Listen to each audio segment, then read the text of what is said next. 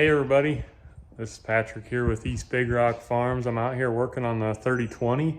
It had a push button start issue and I got to starting to diagnose it, and I'll kind of show you here what I found. So I found that the schematic for this circuit, it comes out of the switch, runs over to your push button, out of your push button, through this yellow wire, and then it runs through this connector. Well, pulled this connector apart and the pin was basically pushed all the way back. I started checking resistance from this pin, the outside of the switch, to the connector, and I had good resistance there. And then I ran resistance from this connector, which that harness then kind of goes up and around, and it ends up coming back down here to the clutch switch, the safety switch.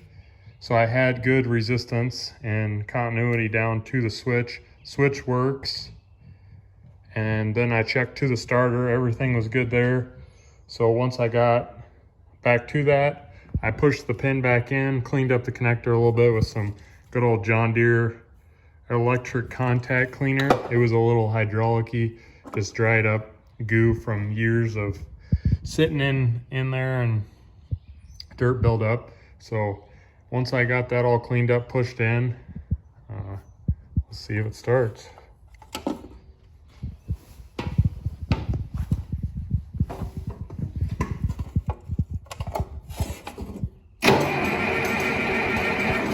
There you go, have it. These 3020s are pretty simple once you start digging into them and looking at the schematics, and it makes it pretty simple to diagnose this starting issue that it had.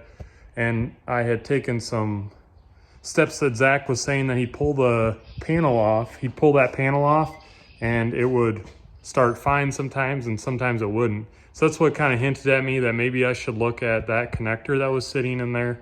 So I pulled that connector off, and there you had it. I had a pin that was pushed back. I pushed it in. It really just needs a whole new harness or connector there, but really with this old tractor, a new harness would do it good. So thanks for watching. Catch you later.